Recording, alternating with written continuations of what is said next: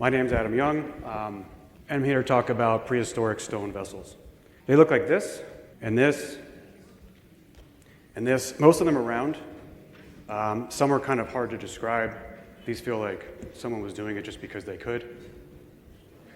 Some of them have features that feel kind of unnecessary, like why would a simple plate have this concave bottom, right? Why are some so perfectly balanced that they spin, like a top on a flat surface? And many are made with just outstanding levels of accuracy and precision that meet or exceed today's standards in metal or stone. Today we really only use stone for a few things. We use them for countertops, veneers, tiles, sides of buildings, things that are flat and easy that we can cut with a circular saw that's diamond tipped usually. Granite countertops like this one may seem flat, but actually are not perfectly flat. They're normally down, in terms of the elevation or the tolerance or lippage, it's normally down to about 1/8 of an inch to a 32nd of an inch, which is 0.8 to about 3 millimeters. And we say tolerance, we mean just the deviation or standard deviation, what you'd allow when you're manufacturing, basically. But we see some ancient stone artifacts that are sometimes up to 100 times more precise, like in this case, the one on the right. Now in metal, 1 to 5,000ths of an inch tolerance is considered tight, pretty extreme. And under 1 thou or 1,000th of an inch is considered very difficult. Usually reserved for things like aerospace, defense, the most important things. But again, this is in metal. We hardly ever attempt anything like that in stone. Amazingly, we also see complex mathematics and sacred geometry used in many of these. In other words, I think they were designed. Today, we can find a lot of these in museums and private collections all around the world. These are legally sold through auction houses like Christie's and Sotheby's, etc. The Cairo Museum has one of the largest collections anywhere, and others can be found at Turin, Chicago. We have the Petrie Museum, New York, Paris, London. They're mostly smaller collections, but still impressive. So it seems like at some point, there was a whole heck of a lot of these made by some people in what used to be called Kemet, now it's called Egypt. I love this one. Like, what is this thing? Is this a tray for hors d'oeuvres, something like that? Yeah, it's crazy. I have no idea what this is, but there's a few others like it, actually. So I've been interested in this for about 15 years, probably going back to when I first learned about Egypt for the second time, as opposed to when you're a child and you're taught things that don't necessarily make sense. And so I would consider myself maybe more enlightened than I used to be. But my wife and I started collecting these over a decade ago, mostly from Europe, the United States. We effectively hunted them down whenever we could find them. Looking back, I don't think it necessarily started at that point. But at some point, I had enough reason to suspect that there was this concept of an ancient civilization with high technology, at least technology that they're not typically given credit for.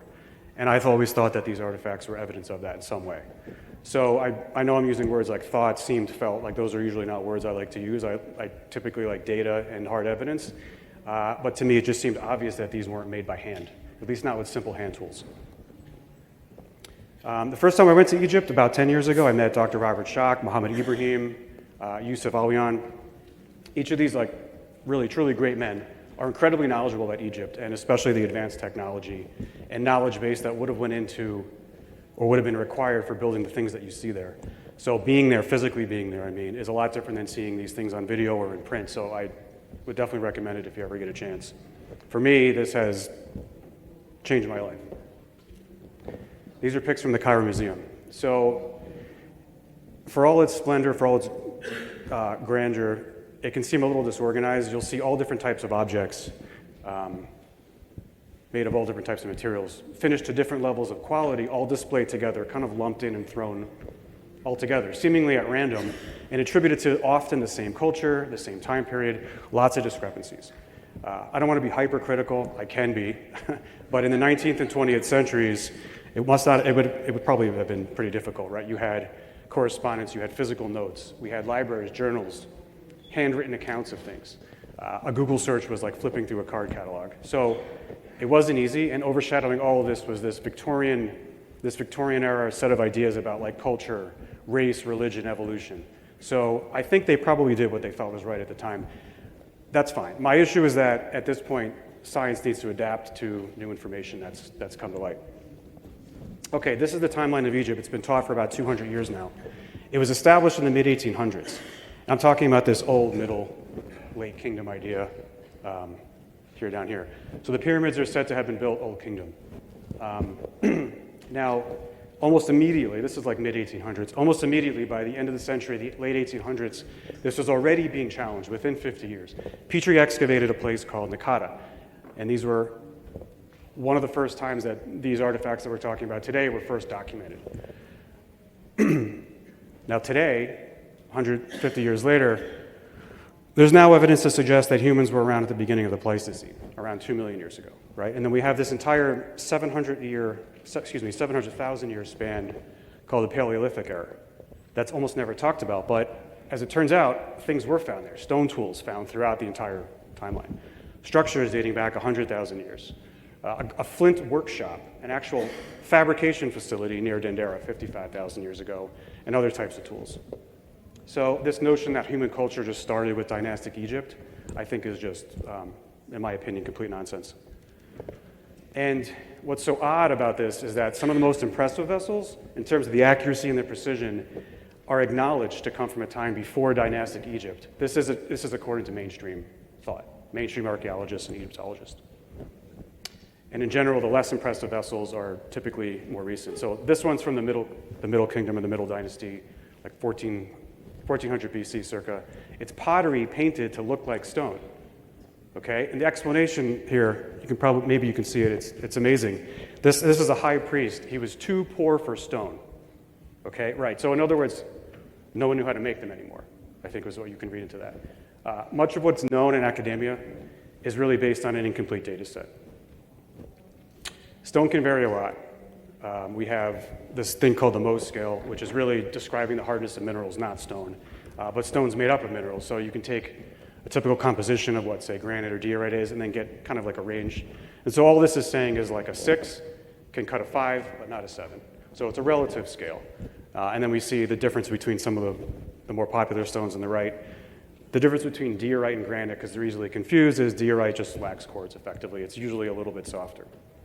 Now note that sandstone, which is right here, is about a 6 or a 7 that was used by the dynastics. It is hard stone, but it is a lot easier to cut and work. We just don't see it in vessels. And note down here, corundum, it's one of the hardest minerals just under diamond. In terms of absolute hardness, now this is not relative, so as you can see, a diamond is like 15 times harder than quartz and 4 times harder than corundum. Quartz will cut almost anything except for the stuff above it. Here are some granite vessels. A lot of these we've examined, and some porphyry. So porphyry usually contains these giant crystals, crystal inclusions, as some people call them. They're typically feldspar, which is a little bit softer than quartz, but just about as hard.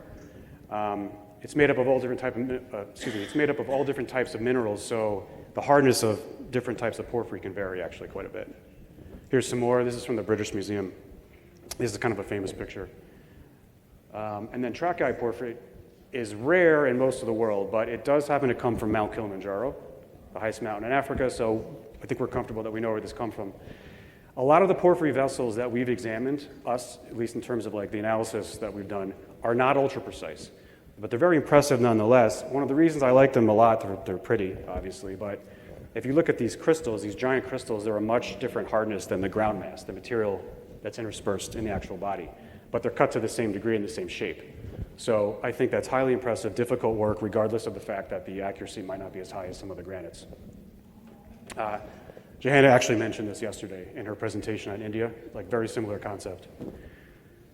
More porphyry vessels here. So some have these gold handles. I strongly suspect these were added much later, maybe by the dynastics themselves. Why? Well, it appears that the holes were added later. Let's see if you guys can see this. I don't know if you can see, but if you look at the right hole versus the left hole, the drill holes don't align, they're like disjoint, right? So that's a far inferior type of workmanship than what went into the actual vessel body itself. Some of these have lug handles with no holes at all. So I believe they were probably added later. This is gneiss, a type of diorite. This is a lighter version of it. It's actually harder than the darker version because of the mineral content. So even within the same family, stone can vary quite a bit. Another gneiss bowl. This is beautiful. These are diorite vessels. And then greywacke. So greywacke is a sedimentary stone. It's like siltstone. grayish green. It's stunning in statue form. We don't really see too many bowls or vessels, although there are some. But this is Tutmosis, allegedly, and Menkaure, I think. And the middle statue you'll see in the Luxor Museum, usually there's a crowd of tourists just kind of standing around it like gawking, and I've done that and been there.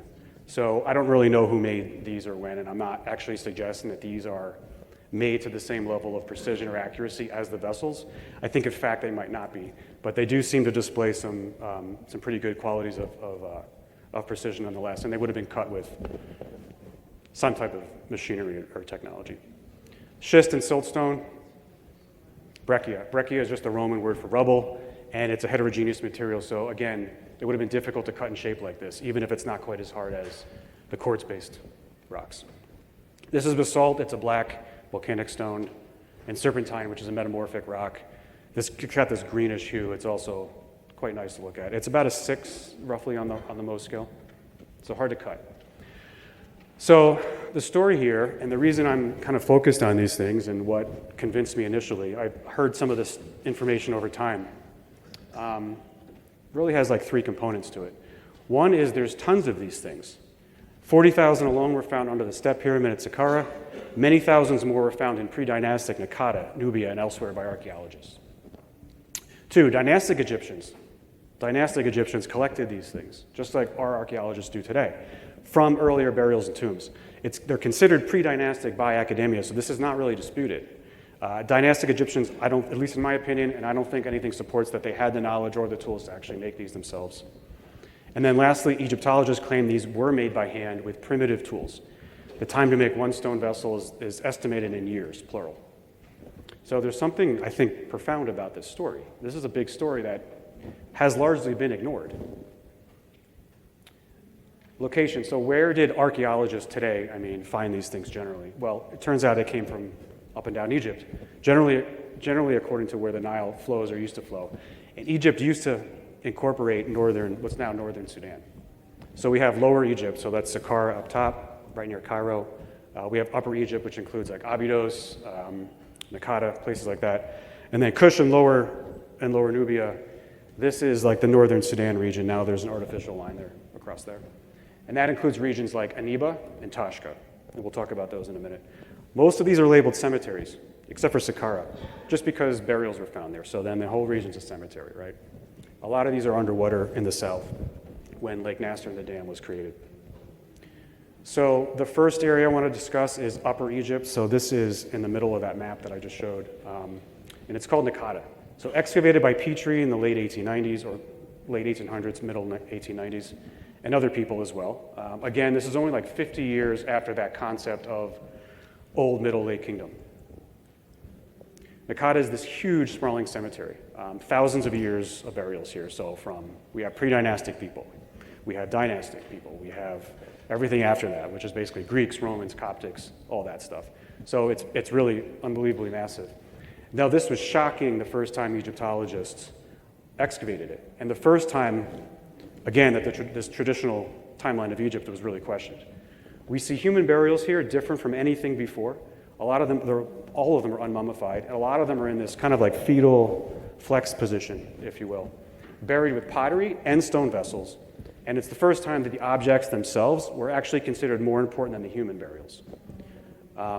Because these vessels were so impressive and different from anything previously found, Petrie actually thought this was a new race of humans. He thought they were invaders from Libya, and he thought that they founded ancient Egypt. Archaeologists, of course, they already knew everything. They already had this timeline baked out, so we just created a new category called pre-dynastic and stuck it all there. This is an image from the Petrie Museum. You can see a vessel there. So 3 important points about this area, Naqada and then other areas like it. Much more pottery was found than stone, a lot more. In fact, most of the graves only had pottery. When a minority of graves had these stone vessels, so only some, even though the nominal number is very high, it's in the many hundreds of thousands, only a few graves per site would have the stone. And then lastly, maybe most important, almost no tools were found. So I first heard this maybe 10 or 15 years ago again, and it always kind of struck me as funny and led me to believe that these were probably just heirlooms, right? These people were simple people, They didn't have the tools, they didn't necessarily have the means to make these things, and the fact that the concentrations were so low, I don't think they made them. This is what's found in Naqada. We have this classic pottery in the top right, this porphyry vessel here, we have breccia and diorite down in the lower left, and then here we have the alabaster. The alabaster vases here dated to the Middle Kingdom. Probably accurate. We know the dynastics did make these in large quantities. Alabaster is relatively soft, by the way. Also from Naqada, so these pictures are from a paper called Before the Pyramids by Dr. Emily Teeter of the University of Chicago. I reached out to her a while back because I wanted to get her opinion on the dating. My approach has been, throughout this kind of entire thing, has been to work with the mainstream community if it's possible and when. So I asked her, did she really believe that the pottery and the stone should be dated to the same age as what we typically see? This is a quote from her. So, the date for a stone vessel is based on archaeological context, especially the associated pottery, and the form of the stone vessel itself. Petrie kept very good excavation records, obviously before photography was feasible. There's very little or no doubt about the age of excavated stone vessels. The ones without archaeological context are a little trickier, but they can be dated based on their form. There may be debates to the exact date, for instance, Dynasty 1 or 2, but such vessels can be dated to pre-dynastic, early dynastic, and Old Kingdom periods with certainty. So she's not ready to turn her back on her illustrious career, a big surprise, I guess. But she did insist that the stone vessels we're talking about are pre-dynastic, definitely. Like, there's no question. Why? Well, they're found in pre-dynastic burials, okay? But also because of the context. If the stone looks similar to pottery that we already know is old, and might be found alongside it, perhaps, then we know the stone vessel must be old too. So at least we can agree on that much. Something. What does she mean when she said dated based on form? So this is where it gets really flaky. This is how Egyptology has worked for 150 years, since the 1800s. So the basic idea is you find a bunch of stuff, you draw little pictures of all these things on paper, and then you rearrange them and try to figure out what's older. You do that based on, again, this Victorian era evolutionary anthropology that tells you simple comes before complex, and then you rearrange them that way. That's it. That's really it. There's obviously problems here. It's ironic, though, because think about how this entire pre-dynastic thing came to be. We push this whole thing back because it doesn't fit within the Middle Late Kingdom theory, right? So Victorian archaeology is sometimes called armchair anthropology for a reason. Here are the problems with this. So we have lug handles on some vessels, but not all. This doesn't account for that at all. That doesn't factor into their scheme. Some of these have painted bottoms. Why would you paint the bottom of like a frying pan or a pot that you're using, right? That doesn't make any sense. It would wear off and you're not going to see it, so why would you do it? A lot of these have painted bottoms. The time between the form change, or should there even be any time? How do we know how long is here between these different epochs or eras? There's no way of knowing. It also doesn't account for the materials, those pottery versus stone. There's no account for that. And then the practical usage with bottoms, like you see some of these conical shaped bottoms, like how would you balance that? You'd need a separate container to hold the container. So I think this is too simple of a method. It assumes this linear progression and evolution, and it ignores the possibility that any of these things could be imitations of something maybe much older. So this form-based sequence dating leads to problems like this. These are dated the same age based on their form. The thing on the left that's serpentine, it's pretty hard. It's a metamorphic rock. It's about a 6. And it looks pretty nice. It looks fairly symmetrical. I haven't analyzed this one at all, but it still looks good after, 5,500 years. They're both dated to the same age. But the thing on the right, this decrepit, disintegrating piece of pottery, it doesn't look symmetrical whatsoever. Now, these are said to be made by the same group of people at the same time.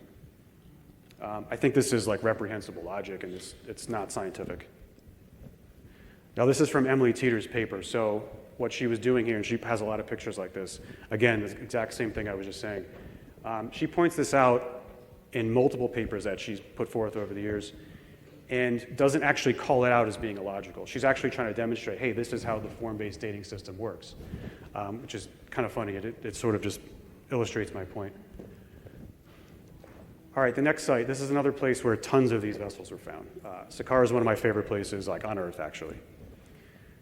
It's a village area near Cairo, which is northern or lower Egypt, as it's called. And there's all different types of people that have lived here over thousands of years. This is Djoser's step pyramid. I guess this is what it looked like in 1885. It still sort of does. And it's regarded as the first pyramid. So it's said to have been built by Imhotep, or King Djoser. He was a third dynasty ruler about 2700 BC. This image is from Khan Academy. I don't know if you can see, there's like an outline of the pyramid, so it's trying to show you what's below it.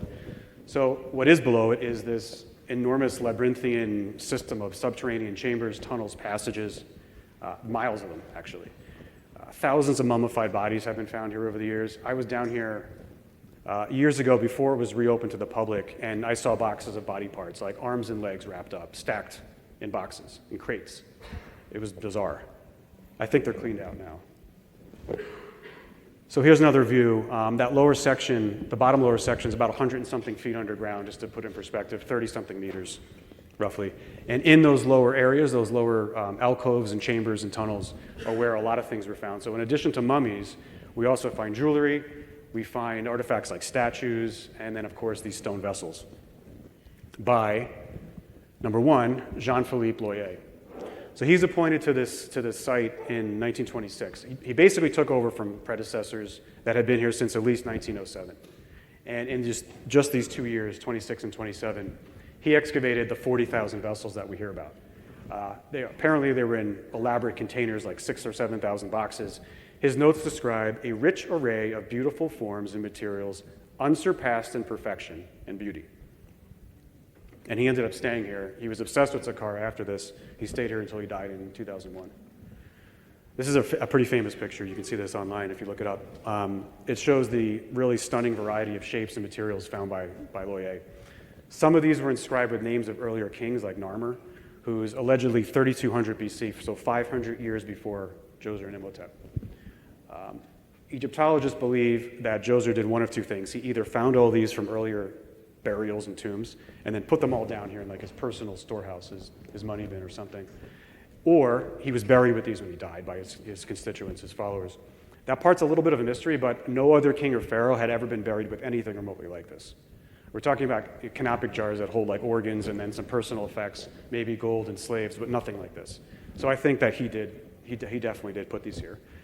What he didn't do is he didn't graffiti over the inscriptions, which most Egyptians are famously known for doing that. So thank you to Djoser for recognizing that where you found these from were not yours.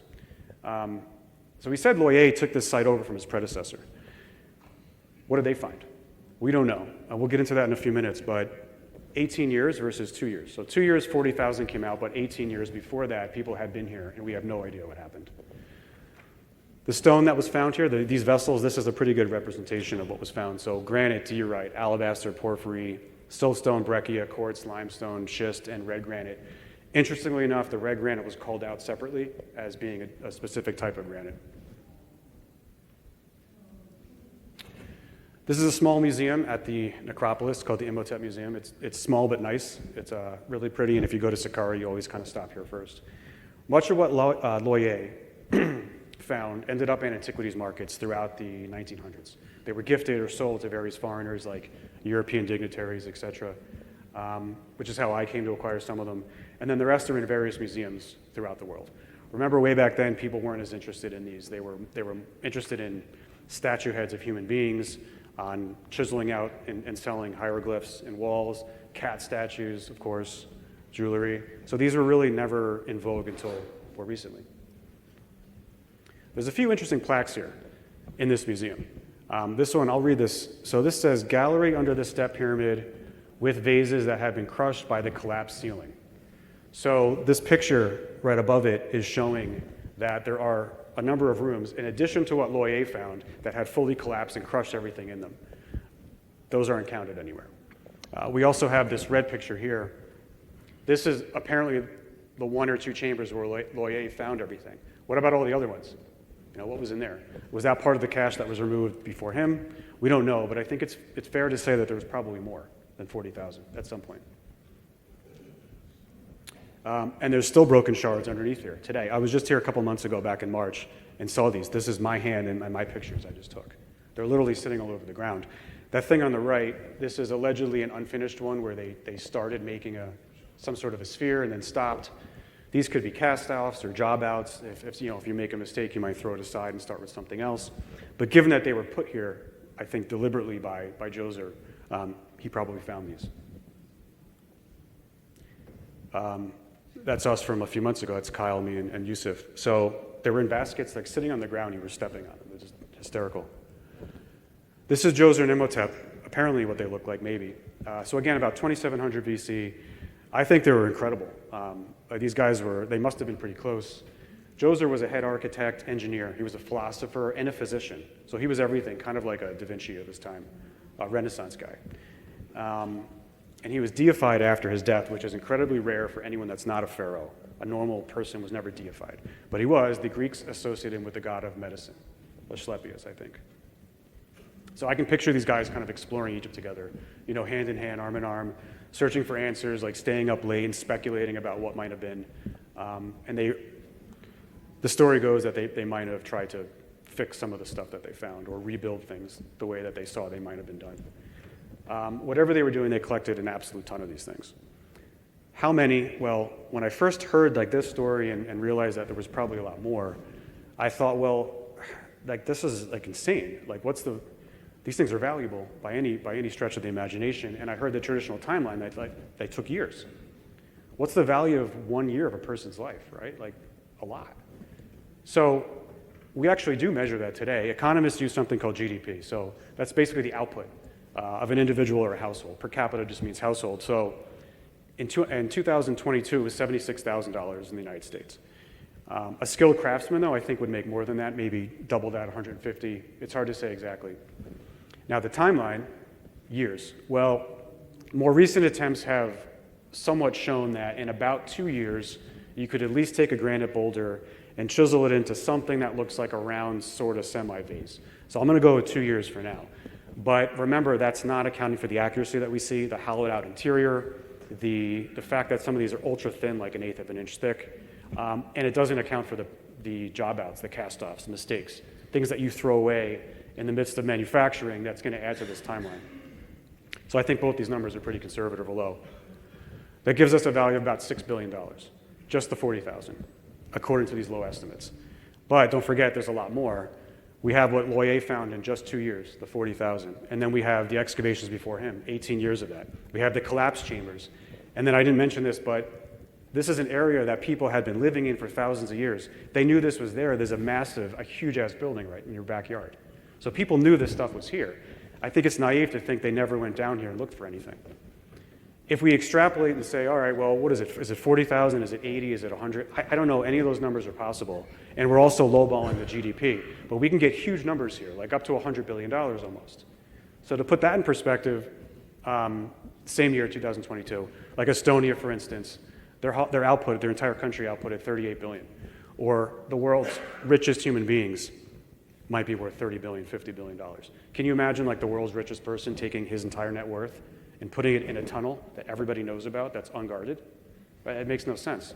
So if Djoser was collecting these things from other graves, hoarding them, finding them, stealing them, whatever, and they were so valuable, would he then put them back underground for others to rip off the same way he did? Yeah, I don't think so. And if there were actually so many, were they entirely valuable? If there were hundreds of thousands here, maybe they weren't that valuable. Where did they find them? I don't know where they found them, but it turns out in some places they were literally popping out of the ground.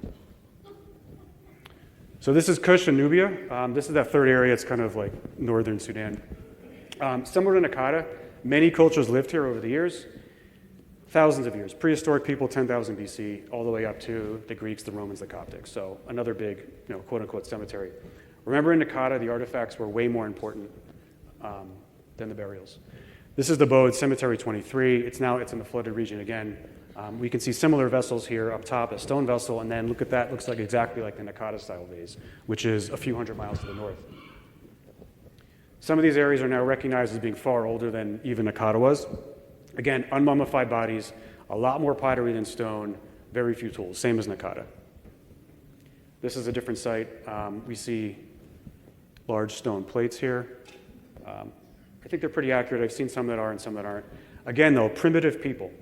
They were herders and farmers. Okay, maybe this is more evidence that these were heirlooms. Now, Ben Van Kerkwijk of UnchartedX, he's talked about Toshka for a while now. Radiocarbon dating was done here, showing dates of 12,000 to 14,500 BC. So that's just before the last ice age ended, and I think before the onset of the Younger Dryas, which I know Randall spoke about yesterday a bit. So these are all below the Nile River, below the floodwaters of Lake Nasser. And this carbon dating was just done in the 60s. So not too long ago, but still 60-something years ago. However, the bulls, don't forget, we know how old they are. They're 3,000 and 4,000 years old. They haven't been changed. They haven't been updated, despite this, right? So that's not how science is supposed to work. This is Nubia, another site there. Notice these standing stones. It's also in the flooded region. This is about 200 something kilometers from Aswan. This is called Cemetery N. It's dated to 3000 BC. Why? Where'd that date come from? Well, we found vessels here in burials. And we know how old the vessels are, so then therefore the whole site must be this old, right? That's brilliant archaeology. The same archaeologists say this was built by the Sea Group people. I looked them up. They were on the scene 2500 to 1500 BC, so well past this age. And they were cattle farmers, herders. This reminds me a lot of Göbekli Tepe, which I don't think is called a cemetery at all. How do mainstream archaeologists explain how these are made now? Cutting and working stone. Back to that plaque from that museum, the Imhotep Museum. These pictures are showing simple hand drills, okay? So this is described as the way we cut and make alabaster. These are like drills not capable of precision or accuracy whatsoever, and operating in alabaster. Alabaster is like a 3 on the hardness scale. Even bronze can cut it. The Romans used bronze to cut alabaster. On the right, this is tombs of the nobles. These are not hieroglyphs. These are just painted like stucco walls, effectively. And this was done, I think, in the Middle Kingdom. So on the right, they're describing all scenes of ordinary life, like making vessels, making vases, making chairs, and other types of furniture. I don't think this should be taken as an accurate historical record. This is someone else's idea or maybe interpretation of what they thought things might have looked like. Or they were describing mundane life in their own century. But this is where most of the mainstream account comes from. And they've extrapolated this to then say, this is how we make stone as well. All right, so this is the next part. So here's some vase making instructions if anybody's interested at home.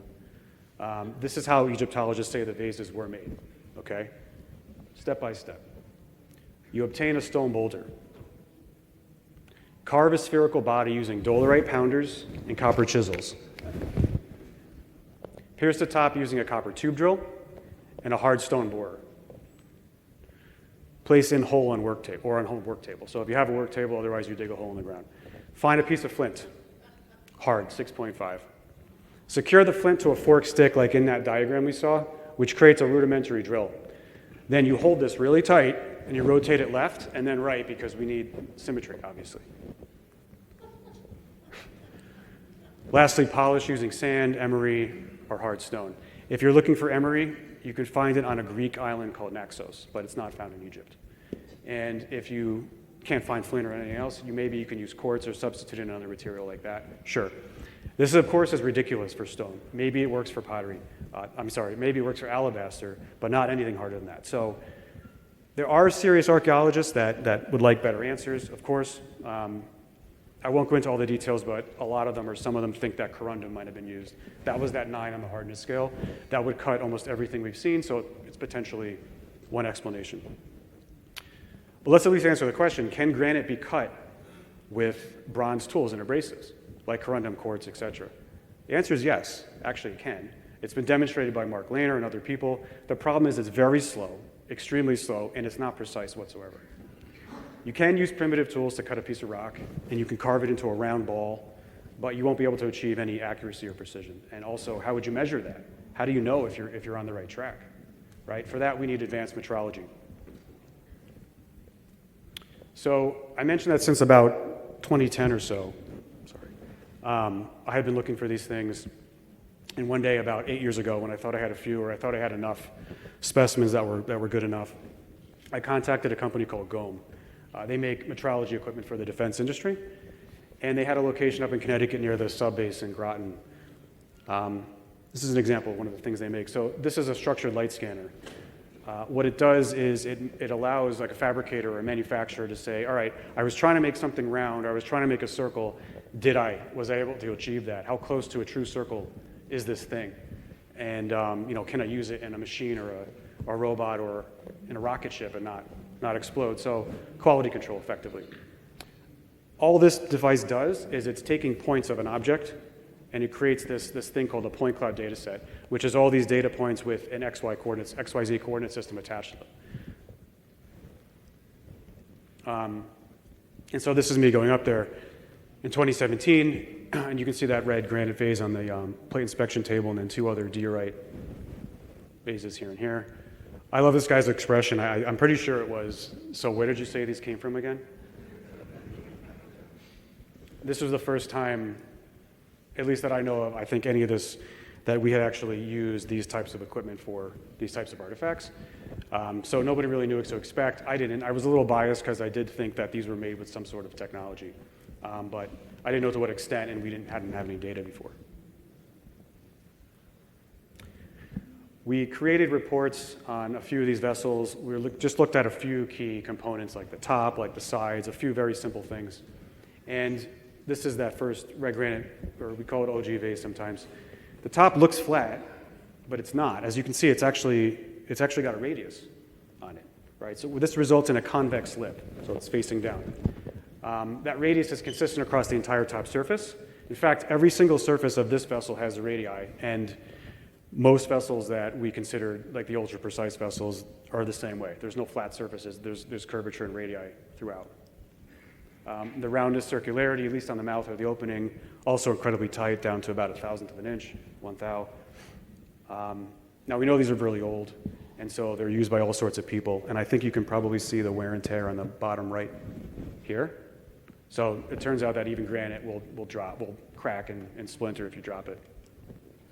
Another version of that simple report. Around this time, I met Chris Dunn. So his son Alex and I started thinking about ways we could expand this. So expand it to look at other components, the interiors and other sections that we found were interesting, and then also get more objects from other people, private collectors, museums, et cetera. And just as important, bring in engineers, real engineers with real fabrication experience. Eric Wilson is an engineer, or was an engineer at Rolls-Royce. So he's been instrumental in helping with a lot of this stuff. And then Nick Sierra, who's a metrologist at Rolls-Royce also. That's Mohammed, Chris Dunn, and me in 2018, I think. So we started looking at more of these vessels and reaching out to engineers and scientists that were receptive. And we did find some, but how do you introduce this subject to the first time, to an engineer who's never heard about this? Do you say something like, hi, I'd like your help proving that machines were used to carve space-age granite objects 10,000 years ago? It's like, you're not going to get anywhere. So it's taken us a long time to be able to get to the point we're at today, which is to be able to engage with academic institutions. The goal is publishing a lot of this work at some point in the near future. It's hard to be patient, but you have to play the game, I guess. This is what metrology means. It's the science of measurement. How do you measure things correctly? So we look at things like flatness, which is the change in elevation, roundness, which is how true something is to a perfect circle, concentricity and coaxiality. These things can tell you, like, for instance, how much the machine might have been moving while it was cutting, how rigid it was, how much friction or vibration was present, maybe how productive the tool was, like how much was it able to remove with each pass. Concentricity and coaxiality can tell you if, for instance, like several different machine setups were used, like you were stopping and starting. And so if something was done by hand over the course of years, you would expect that measurement to be massive. You were constantly starting, coming back the next day, coming back the next day. Geometry, statistical analysis. Oh, that heading's off. Geometry and statistical analysis, it's supposed to say. Wall thickness and volume, radii and angles, significant ratios like pi, phi, other mathematical constants. And then the radial traversal pattern. So this is a pattern found throughout some of these vases. And then geometry and design. Is this thing spherical? Is it ellipsoid? 1 thou, or 1/1000 of an inch, is the same as 25 microns, or about 0.02 millimeter. For comparison, a human hair is maybe between 2 and 4 thou, something like that. So, in some of these vessels, we're seeing tolerances of less than the width of a human hair, sometimes far less. Today, hard igneous rock, like granite, is one of the hardest things on Earth, and mainly used for countertops, veneers, flat surfaces that are easy to work with without too much effort. But what we're seeing is in ancient stone artifacts that are not flat, They have complex, maybe spherical shapes, complex geometry. We're seeing levels of tolerance that are difficult to do today with modern computer-controlled machining in metal. Metal, that is, which is softer than stone, easier for machines to cut and carve. This is India in 2019. This is Chris's home turf. So to do this, we've used different types of equipment. This is a hexagon rover arm, so it's connected to a computer. It doesn't actually scan. It just takes physical measurements and feeds it back in. Note the granite inspection plates. So these machine shops use granite because it's better than metal to work with. It doesn't flex as much. It's more heat tolerant. That's, I think, a diorite vase and a porphyry vessel. So what we realized was that almost every surface should be explored. That's how intricate these things are. Nothing was flat. Nothing was random. We also realized that some of these vessels were way more precise than others, right? The granites and some of the hardest stone has the highest degrees of accuracy and tolerances. And not all of them appear to be machined. Some of them are just super impressive. This is photogrammetry. We were analyzing one of these vases that spin on its base. After Zeiss acquired Goem a few years ago, so Zeiss is another large industrial company, Chris Dunn and I, Eric Wilson, three of us, I think, it was Chris, me, and Eric, went up to one of their facilities in Michigan to have some of these things scanned by CT scanning equipment, which is effectively X-rays. What you see here is one of those. So this is many times more accurate. It captures a lot more data points, including the damage areas that I was mentioning earlier. This is a granite vessel with lug handles that we scanned using that CT scanning equipment from Zeiss. Here's some of the results. So you can see on the right deviations that are roughly between 1 and 6 thou on average. There's a few that are under a thou, though. Pretty interesting to see. And in certain sections, it could be well under 1 thou in certain sections. Again, in metal, this is considered very challenging. Not impossible, but very challenging. This is that original OG vase or the granite vase. Using the CT scan data, which is, again, much larger, a much bigger data set than you would get from pretty much any of the other methods. We see well under a thou in many cases. This includes the wear and tear data points, which is interesting because that's unintended, right? That wouldn't have been there originally. The true numbers could be a lot lower when this thing was actually made. So this is an extreme level of precision. This is possible to do today. We just don't normally do it. Again, in metal for defense industry applications, sometimes we do, but not in stone. We might need to invent an entirely new set of equipment and machines. The problem is that some of the machines that are calibrated for metal may break when you're applying them to granite, so they might be able to do this, but it could be expensive if you destroy your machine and burn through carbide drill bits and the like. Thanks to Ben Van Kerkwijk's suggestion back in 2022, late 2022, I think, we released an STL file, which is that point cloud data set, that three-dimensional data file, to anyone that wanted it through his website, UnchartedX. I have a way of helping to kind of open source the project a bit. So anyone with the right software could download that file, load it up, and then analyze these in any way they want. Up until this point, we were really only focused on those traditional metrology things that I mentioned on the left side of that last slide. And not much else. We just had a lot on our plate. A mathematician and cryptographer named Mark Vist, he heard about this and started looking for repeating patterns in the data. And what he found basically fundamentally changed the way we look at these. So their design elements are not random. It turns out it's almost impossible that these are random. These vessels seem to have been expertly designed and then expertly manufactured or made. He noticed that in this case, a flower of life grid overlays pretty nicely on the two-dimensional cross-section of the vase. If you're interested, you can see more at unsigned.io, sorry, down there. And so I'll talk a little bit about what he found. So he came up with this term called the radial traversal pattern. He noticed that there's a really elegant equation to define most of the radii found throughout the vase. So I isolated a couple of these circles here so we can see it. The two black circles here and then the bigger one here, they have radii. So we'll call this one R3 and R4. We draw a triangle connecting the midpoints of the circles, and then the other vertices here where they intersect. So these triangles are actually Pythagorean special triangles, 45, 45, 90, and 30, 60, 90.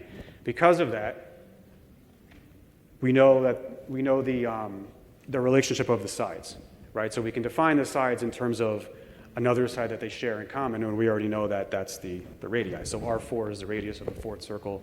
R3 is the radius of that lower circle. And then on the next slide, they also share that horizontal line here. That's the same. So we can take these two things here and here and just set them equal to each other. And then when we reduce this equation, we get this very simple, elegant equation that we call the radial traversal pattern. It's effectively just square root of 1.5 of raised to the power of n. N could be any integer. So Mark put this diagram together to show how that works. If you change the n integer, positive or negative, you get all these other circles. And these radii that are found in these circles are found in other parts of the vase. So this has pretty big implications. This kind of reminds me of like fractals or something. So obviously we can't just make a statement like this and walk away. We have to backtest it. To do that, Mark and Stine, who also works with me at the Artifact Foundation, put together a CAD model based on what they thought these equations represented. So they rebuilt the object in CAD using these equations, and then tested the data that proposed versus the actual data that we had in the STL file, in the scan data file. And what we found is the average tolerance across all the different data points is about 3/1000 of an inch, or 0.075 millimeters. So this is pretty low. It's not zero, but it's very low. The difference could be the limit of the scan. It could be due to the damage again, the wear and tear. We don't know, but it's pretty close. Significant ratios. There's more. So significant ratios, we're talking about mathematical constants, things that you maybe wouldn't expect to find, but you would if they were designed effectively. So pi is an irrational number. It's non-repeating, non-terminating. You can only really define it by circumference over diameter. So you define it by the elements of a spherical object. It's about 3.16. And phi, which is also known as the golden ratio, it's related to the Fibonacci sequence. It's basically the ratio of line segments. It's about 1.6. And we find these throughout a lot of these vessels, a lot of them. So what we're looking for is measurements that correlate to these variables. I'll show you visually in a second what this means. But we can see pi and phi down here, and these are associated with very low tolerances. Here's another image of that other vase. So they're found throughout these vessels. These are just small excerpts for the presentation. So what that actually looks like is, we're saying here on the bottom left, this pi equation. So we're saying this is the diameter of D to the radius of R. So D is this outer circle here. And so the diameter of this circle divided by the radius of this inner circle is pi. And over here, we have the radius of this outside circle, which includes the lug handles, by the way. Maybe the lug handles were for something more than hanging. Divided by the radius of this interior larger circle. So this is kind of strange, right? Would we expect to see this? Well, maybe yes, maybe no. Pi is found in spherical geometry, right? It's part of spherical geometry. And phi is the golden ratio found almost anywhere in nature. But why would two different circles be related like this, right? If we space these out more, if we increase or decrease this width here, meaning one of the circles was slightly bigger or slightly smaller, this no longer holds. So it appears that it was almost definitely designed this way. Why? All right, why is a good question. I don't know, but it could have something to perhaps, here's a couple of speculatory answers. Maybe it has something to do with the machine, the way the machine was designed and set up. Maybe the way the machine was calibrated or adjusted perhaps just resulted in this. I don't know. It could have something to do with the form. Phi is, the sacred, it's associated with sacred geometry and beauty. It's found in art. That could be something to do with it. It just looks better if we use these concepts, maybe. Or it could be related to the the function. Could these have been functional objects? Could they have been part of something bigger, components in a machine maybe? Chris Dunn has speculated that these were Helmholtz resonators, maybe components of the Great Pyramid, the ascending passage. I don't know, but it seems like they were definitely designed for some reason. They were also expert mathematicians. They didn't use degrees in a circle, they used radians. Instead of, let's say, calling for an angle of 57.2958 degrees, which seems sort of random, that's actually the exact same measurements of 1 radian. So radian is just a way of defining the measurement of an angle. Instead of using degrees, which could be an arbitrary set of numbers like 360, we just use radians. It's a way of not having to use those numbers. So they did that. They also incorporated things like quadratic functions and parabolic shapes. The lower left is a parabola, the one on the right is an ellipse. So these come from univariate and multivariate quadratic functions, which we don't think, or at least I haven't been able to find any evidence that these were known before something like 2000 BC. 2000 BC is the first documented time where it looks like these civilizations knew anything about this whatsoever. So again, this is like 1,500, 2,000 years after the age of some of these vases. So it sounds like the math has to be redated also. These formulas could have been used as a guide for like a process though, right? Even if there's no function to the vase, if you set a machine to follow a line like that, that could be a way of guiding, you know, even a crude or rudimentary machine made of like bamboo could follow something like this. So it's not necessarily indicative of function, but it could be. If these were functional, maybe this was a necessary component.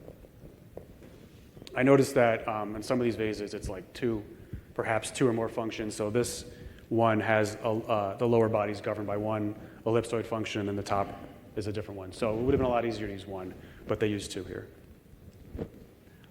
Turns out I'm not the first person to notice this. A Dr.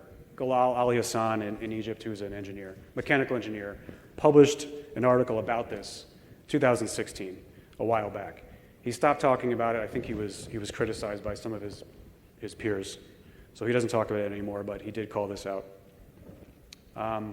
Before we end, I want to talk about some modern manufacturing attempts. A number of critics have, after we published some videos on Ben's site on UnchartedX, critics kind of reached out with all sorts of arguments. Their initial arguments about the metrology were incorrect. We did that work the right way, and we released the STL file. So that's replicable. But they've kind of moved their criticism to something like, you know, you didn't make this, you didn't find this, it's a modern reproduction, it's a fraud. It was made in a modern lathe shop by, you know, a modern set of machinists. And so it's not enough to just say, okay, fine, then you make it, because they can't. But I would like to go a little bit further and say, well, let's try it. Let's see if we can. What would it take to actually do it? Because if it's going to cost us $100,000 to make, I think that also disproves it. These used to sell for a few $1,000s. No one used to want these things at all. So we've had a few people make some attempts. I've been asking for years, and it's hard to find people because they don't want to damage their tools again. This is what a modern CNC machining looks like. So you have a lathe here rotating. This is a piece of marble. The reason that there's a lathe rotating it is to cut down on the number of axes that CNC head has to do. If it had to come all the way around, you'd have more moving parts, more apertures, and it would be harder to achieve the same level of tolerance or precision.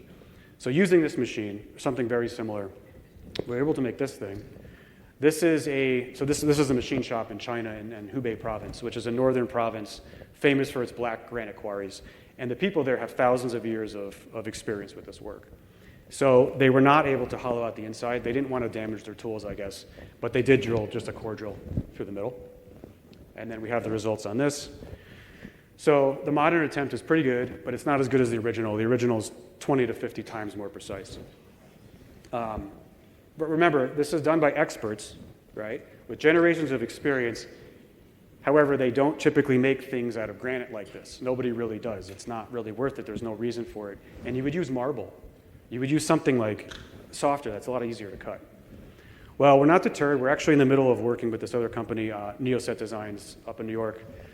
They made this huge art installation years ago, and it required tolerances of about 0.15 millimeters or 1/6 of an inch in steel, but still, I think they might be capable of doing it, so we'll see where that leads. Interestingly, they told me that if you want to set a robot to do this kind of work, you can't. You can't just set it and walk away. You have to monitor the robot because of friction and vibration, it'll come off its path. So you have to constantly dial it in and check it over time. So when we're thinking about what could have been done in prehistoric times, are we talking about maybe a hand-guided machine or a machine-guided hand? Right? It could have been a hybrid approach. We don't know, unless they had AI and the machine dialed itself back in. Who knows? All right, so this is just a slice-through video of the CT imaging that Zeiss and others do. So what do we know? Hundreds of thousands, if not millions of these were made in prehistoric times, many thousands of years ago. I don't know exactly when. I can't even speculate, but far older than dynastic Egypt. I think far older than these 3,000 and 4,000 year ascribed dates. That's just when they were last found. They were machined with ultra-precise tools, yielding high levels of precision or accuracy. There's little runout observable. Resetting of a tool, stopping and starting, you should see lots of runout. You should see the evidence of that, where you stop and start. We don't really see that, very little. We can see some tool marks, but not runout like that. Now you need metrology. You have to measure what you're doing. How do you know how precise it is if you can't measure it? You can't see that. You can't see 1/5 of a human hair with your eye, right? So you need advanced equipment, you need advanced mathematics, you need something to be able to measure that. And then lastly, of course, the geometric and mathematical relationships found all throughout these vases, like the pi, the phi, the radial traversal pattern, the other mathematical constants and ratios, quadratic functions, all of this complex math. It seems to go back much earlier in our history. That knowledge is normally attributed to the Greeks and later civilizations, typically. So, all right, so archaeologists, historians, they believe that right now, they believe people have been in the Nile Valley for about 500,000 years, 500,000 years, maybe far older. As Graham Hancock says, things keep going back. So, about that. So, many of you have probably been around kids or have kids. Happy Father's Day, by the way.